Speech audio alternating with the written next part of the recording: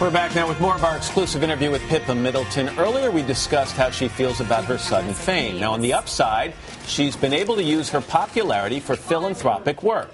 But as you will hear, she says that sometimes the downside is tough to navigate. After the royal wedding, Pippa Middleton was thrust into the spotlight. Pippa! The media clamored for information about her. Any new photo, a big paycheck. And soon, Pippa became the paparazzi's biggest prize.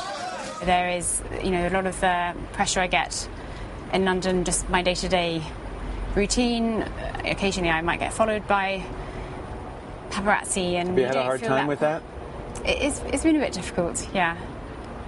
It's getting used to sort of not being entirely private and sort of feeling wherever I go, maybe someone will spot me, and for good or bad, it just means that I don't entirely relax, particularly when I'm in cities. If we were to jump out of this place we are right now, and I'm not going to say where we are, and walk down the street, how long would it take before we were surrounded?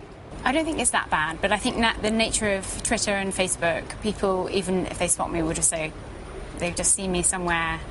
And particularly in a restaurant, that sort of could be the worst, because if someone tweets in a restaurant, then a photographer could turn up at the restaurant, right, and suddenly my private dinner is not so private.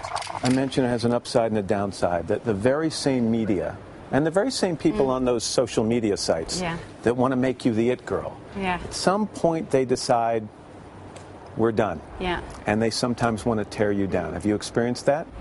Yes, quite a lot, actually. And how do you deal with it? It's hard sometimes, because I sort of, I have felt sort of publicly bullied a little bit, just by, when I read things that clearly aren't true, or that, whichever way someone looks at it, it's a negative side. And it's quite difficult, because effectively I'm just paving my way and trying to live a life like any 30-year-old. It's interesting you use the word bullied, because I think it's a very apt term. I think a lot of young people, younger than you even, look at social media and feel the same thing when they see those negative comments. And I think people feel they can say something about you online or on a web page when they would never say it to your face, but they think that's okay. Anonymity is a very powerful thing. Yeah, and so it's been difficult, and I think, just to sort of keep bouncing back and carrying on and trying not to let it affect you, it is hard. But it's just, again, it's trying to just be yourself and not read too much, and make decisions based on what I feel is right and wrong. In addition to her charity work, another one of Pippa Middleton's decisions to carry on has included becoming a writer. She's written columns for magazines like Vanity Fair, as well as published her first book on party planning called Celebrate. What's your life plan, Pippa? I mean, you've got this great opportunity. You've got people who know you by one name. You say Pippa, people pretty much know who we're talking about. You talked about opportunities. What do you want to do? There's so much I'd love to achieve, and I still want to keep up the sport and health side of things, because that's really important to me. So trying to blend that in with my love of writing and food and entertaining. So there's a few things. Your first question was... I just wonder if she had a boyfriend. I'm sure there's guys watching wondering if she has a boyfriend. It's gotta have you. Asking for the public. Carson's like, hey, she's got a boyfriend? Carson is the human thought bubble. Yeah, no, I love it.